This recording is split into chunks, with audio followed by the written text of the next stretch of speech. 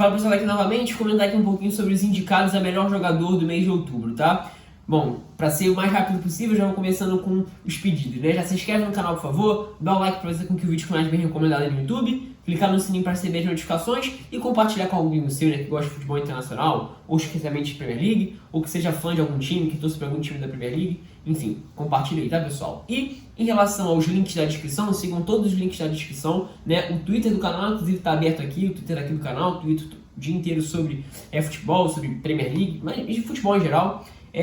Os links da página Premier League mais 18 no Instagram, no Facebook e no Twitter, conteúdo diário sobre Premier League, opiniões, estatística, memes também, e o canal Resenha Futebol, principalmente se você gosta de camisas de futebol, dicas de descontos também, alguns vídeos sobre as histórias das camisas, canal muito legal, todos os links de muita qualidade, confiram aí, estarão todos na descrição, tá? Então, vamos logo para não perder tempo, aos 8 indicados, começando por Che Adams, né? Che Adams é um dos, digamos assim, um dos personagens dessa minissérie de Southampton, desde do pós-pandemia, dá pra dizer que é um dos times mais legais, né, digamos assim. E ele foi um dos representantes. Eu não necessariamente acho que ele tenha sido o melhor jogador do Southampton no mês de outubro, mas talvez tenha sido o cara que mais deu o salto, digamos assim. Que ele chega na temporada passada, encontra um pouco de dificuldade, principalmente na hora de, em alguns momentos, de definir a jogada, ele ser um cara competitivo nesse sentido, perde bastante espaço, volta no pós-pandemia e passa a conseguir definir jogos, decidir. É coisa que ele vinha tendo bastante dificuldade. Eu até esperava que ele fosse ser um jogador interessante assim para se ver na Premier League na temporada passada, acabou não sendo,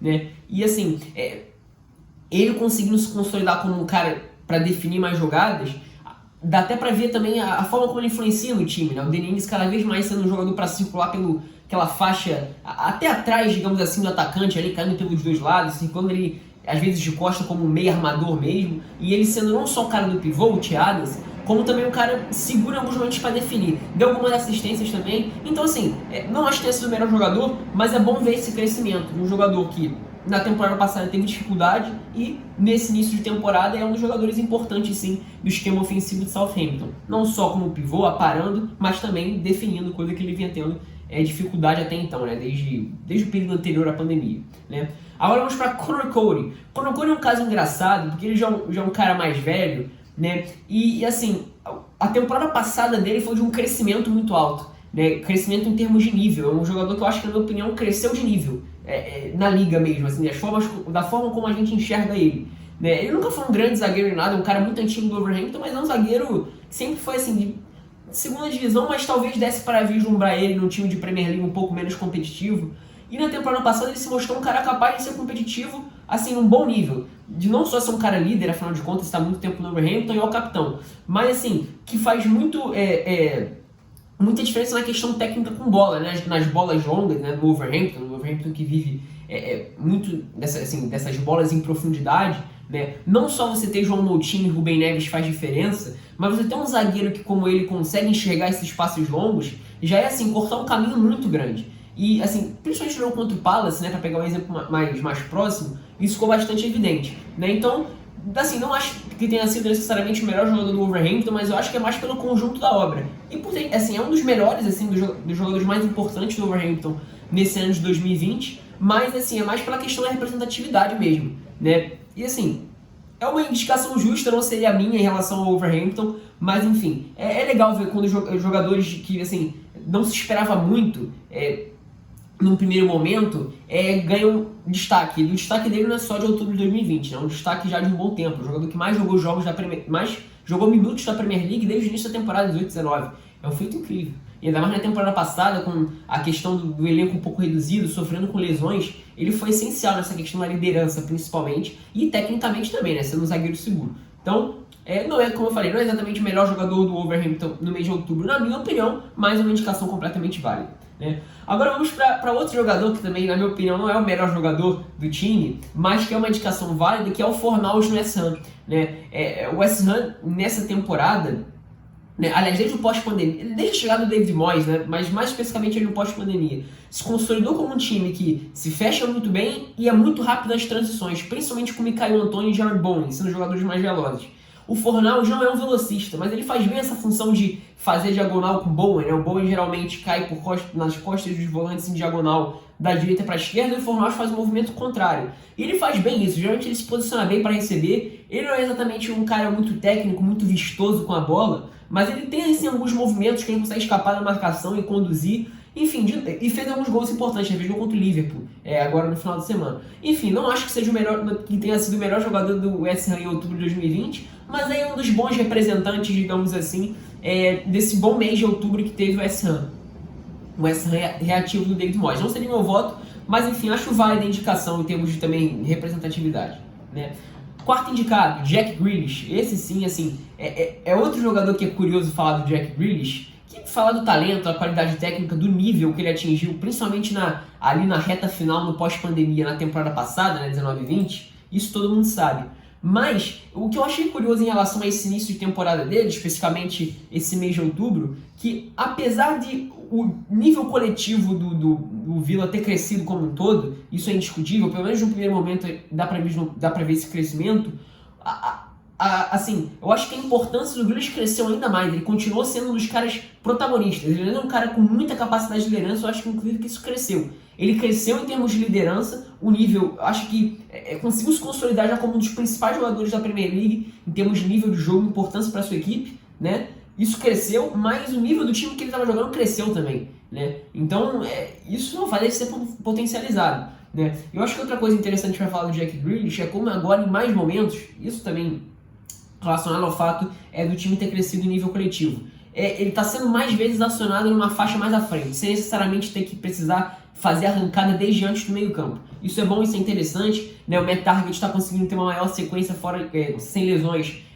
Para minha opinião, é um parceiro muito interessante para ele aí no lado esquerdo, fazendo a jogada de amplitude, né? Abrir o campo, atacando o corredor. Enfim, é um dos melhores jogadores do campeonato até aqui e sem dúvida o melhor jogador do Aston Villa. Indicação também muito válida. Agora vamos para o quinto e o sexto colocados, que eu acho que não tem como dissociar os dois, né? Que são Harry Kane e Son. Inclusive meu voto vai pro Harry Kane. Na minha opinião, foi o cara que mais jogou bola na Premier League até aqui, né? Na temporada 2021 como um todo, levando em conta os 2 meses.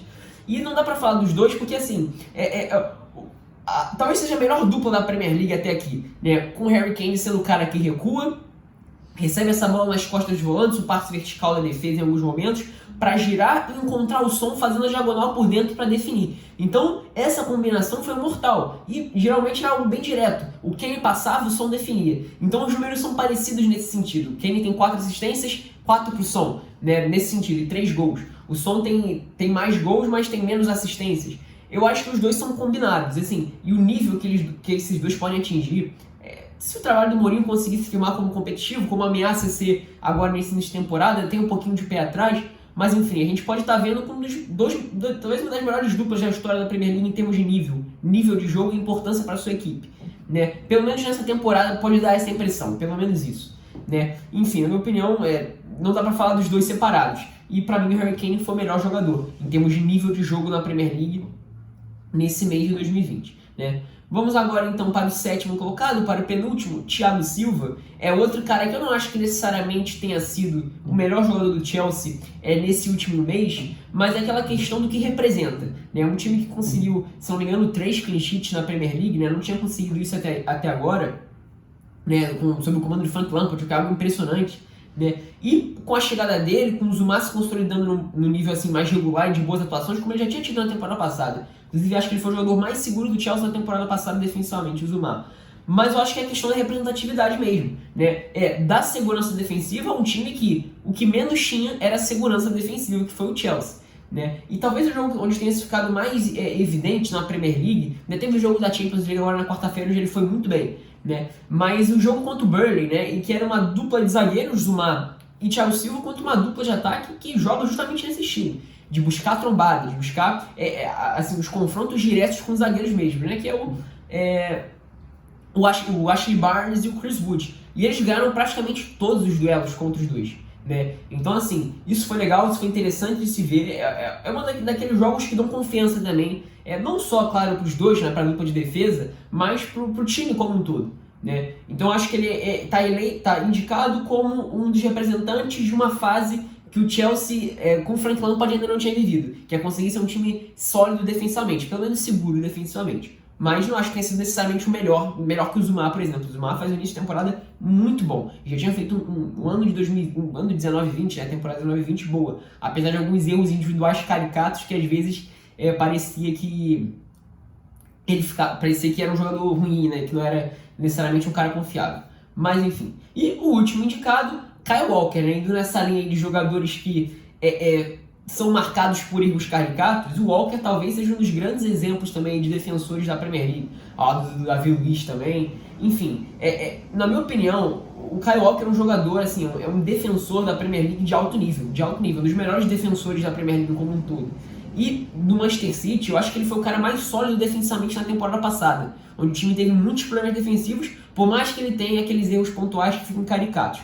Mas nesse de temporada, né, como ele ainda não cometeu nenhum erro individual, né, desses caricatos, acho que dá pra dizer de fato que ele é um jogador mais seguro, completamente mais seguro. Acho que, não sei se muitas pessoas vão concordar comigo, mas enfim, ele escalado ali como um zagueiro pela direita, como um lateral que fica, né, ele que a vida inteira foi um lateral de corredor, de potência física, de ir e voltar, mas principalmente de atacar mesmo a linha de fundo. No Manchester City ele virou um cara muito seguro defensivamente, para justamente guardar a posição do lado direito. E a capacidade de recomposição dele é algo impressionante. Assim, são poucos jogadores no futebol mundial que recompõem tão bem como ele, né? Da potência física, da explosão, da velocidade para acompanhar um ponta no contra-ataque. E, assim, o início de temporada dele é muito bom nesse sentido, escalado novamente, mais preso, como ele já vinha sendo escalado desde o início da carreira dele no Manchester City. Desde quando ele chegou, ele é um jogador mais defensivo, um lateral mais defensivo do que de fato ofensivo. E é um dos melhores jogadores do Manchester City na temporada 2021, na minha opinião, e faz sentido, na minha opinião, colocar ele como o melhor jogador do Manchester City, pelo menos no mês de outubro de 2020, tá? Então essas aqui foram as minhas opiniões, meu voto vai no Harry Kane, sinta-se livre para concordar ou discordar nos comentários, tá? É isso, espero que tenham gostado.